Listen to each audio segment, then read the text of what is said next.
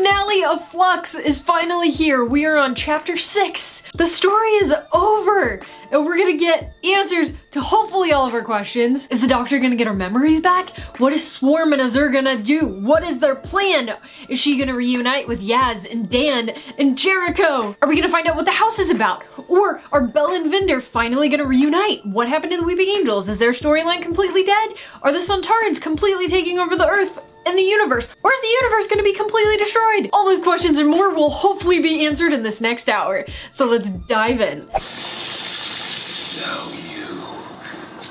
Woo! Oh, I love that. I love these two. Look at them handling their own. Yes! I knew they wouldn't just leave her. That's TARDIS, maybe. It's all coming together. Yes! Oh my god! Victorian looking girl. The TARDIS. That is so many things happening at once. Well, that was disappointing. Oh my goodness. I wasn't expecting it to happen that fast. Okay, I'm not prepared. The freaking house. No, what? I am loving that we are bringing people back. This is awesome. Angels. No. Erase. No, we completely abandoned the angels.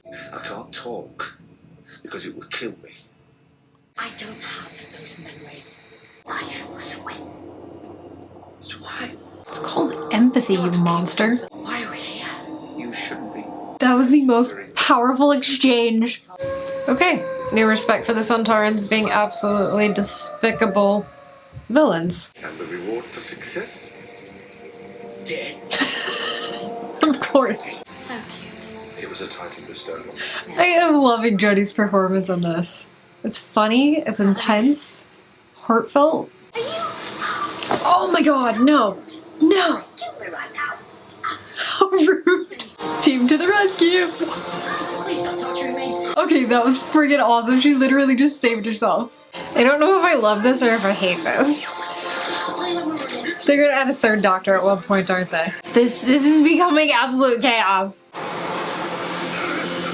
I'm loving these Star Wars wipes though. Vinder, he's alive. They're gonna be reunited so soon. No! We were so close.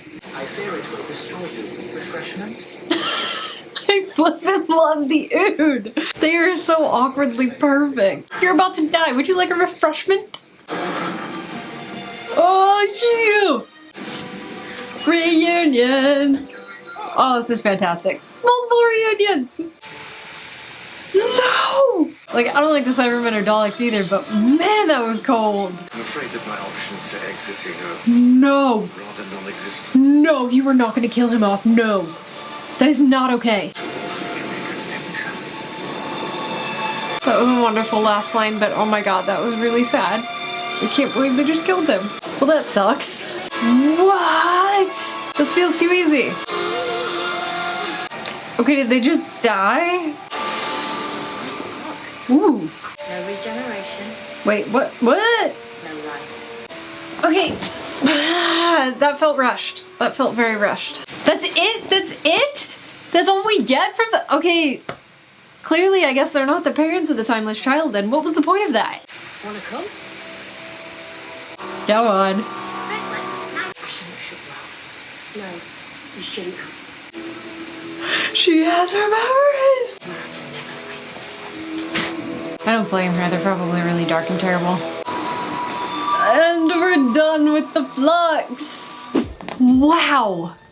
That was a lot. That pretty much sums up a season that was just incredibly overwhelming. Liked Flux in general, I really did. I thought it was entertaining. There were so many really riveting and exciting subplots in the Flux, but unfortunately, because we put them all in at one time, none of them got to play out the way I would have liked.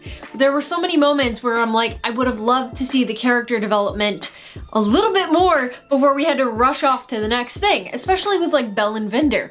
Their story is awesome. I love those two characters, what they had to go through to get back to each other. Fantastic storyline! But it was so rushed, and we didn't get that much from it. Also, the Grand Serpent in Kate. That was an awesome storyline. I was not liking him when it was just him and the Sontarans and that whole thing. But him and Vinder and then him later with Kate, such a good storyline. But once again, rushed. So we didn't get to see that play out quite as much as I would have liked. And like with Diane, we see her briefly in the beginning. She gets abducted and then nothing. And then all of a sudden at the end, she's figuring stuff out and basically helping save the universe. But we didn't see anything in between. I think maybe if season 13 was actually 13 episodes instead of 6, all of this would have felt so much more fulfilling. It wouldn't have been so overwhelming because they would have been able to take their time and break up the stories into individual episodes so we didn't have to get all of them at once. And I would have been able to appreciate everything so much more. And while I did really enjoy this last episode, it truly felt so rushed. In the ending, we had this giant buildup to the end of the universe and all these things happening, and then it just got wrapped up within like 5 minutes with a tiny little bow on top, like here's your ending. I wasn't prepared for it to end that quickly and that neatly. The Sontarans are gone, the Cybermen, the Daleks are gone, Flux was absorbed by the passenger and so that's gone. Swarm and Azure just disintegrated. They seem pretty happy about it, but they're gone. Like, I was not expecting them to disappear that quickly.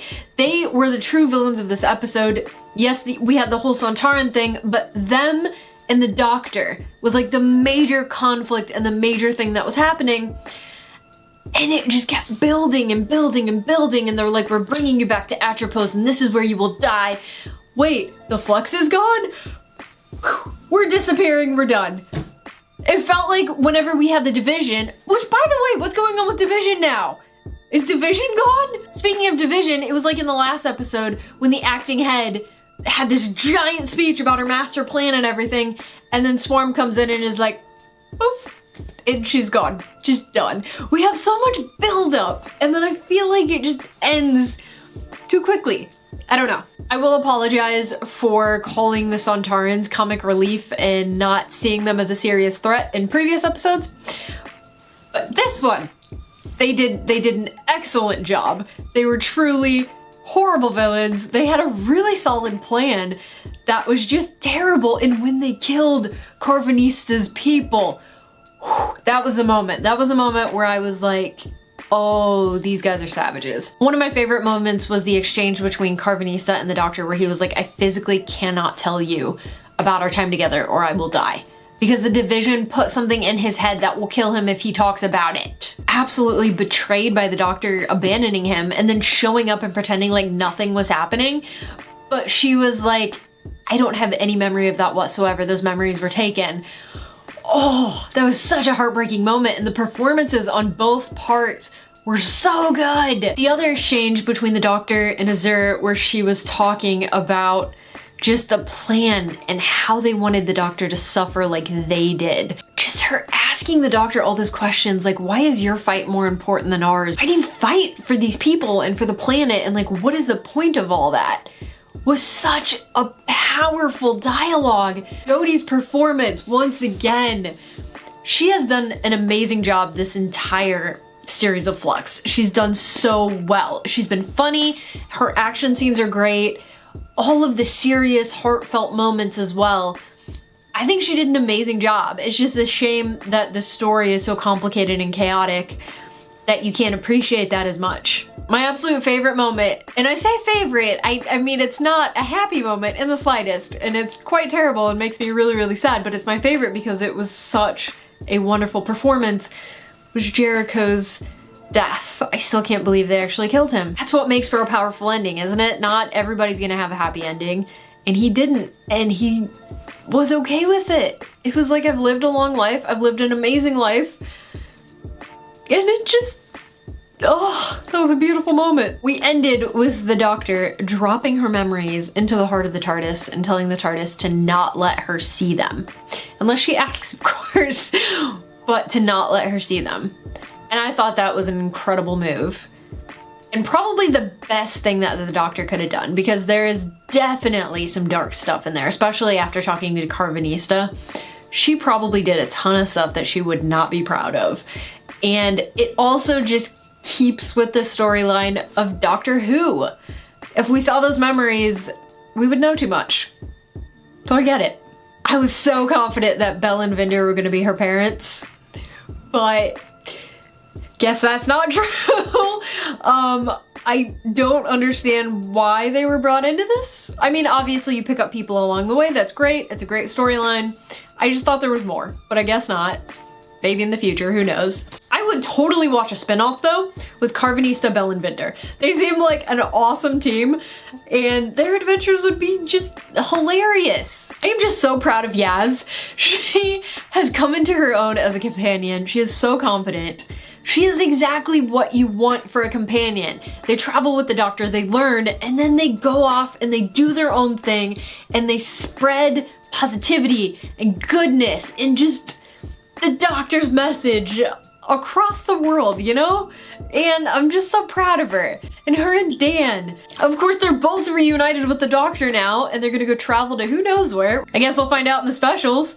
Speaking of specials, the Master appears to be returning, and the Doctor might not have any more regenerations. There was a lot of multiple Doctor scenes in this episode, and at first I wasn't sure if I loved it or if I hated it, but I think I liked it. I liked how we got to see the Doctor be a part of everyone's team at the same time and come at the problem from multiple angles and solve it.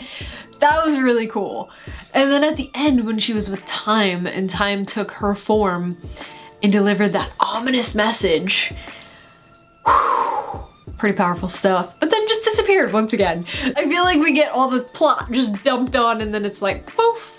On to the next thing. What do you guys think of the entire series of Flux? Let me know. Are there any storylines you want more answers to or that you wish kind of ended a little bit differently? Let me know. Hopefully in a couple weeks, I'm going to be going back to Jordan for the first time in 2 years. This is the first time I'm going to go on a plane since COVID started, and I'm kind of terrified, but I'm also incredibly excited.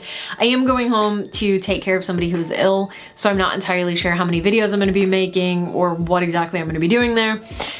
But hopefully I can make a little bit of content. So if you want to head over to my travel channel, Travel Misfits, and subscribe so you'll be notified when I upload new content of my adventures in Jordan. I might also upload old content. I shot a whole bunch of stuff when I was there last time and haven't had a chance to edit it yet. So look out for some more Jordan content. You can also follow me on Instagram and TikTok at Real Misfits. I'll be posting random stuff on there as well. Until I see you guys again, happy holidays, and remember to keep it weird and keep it real.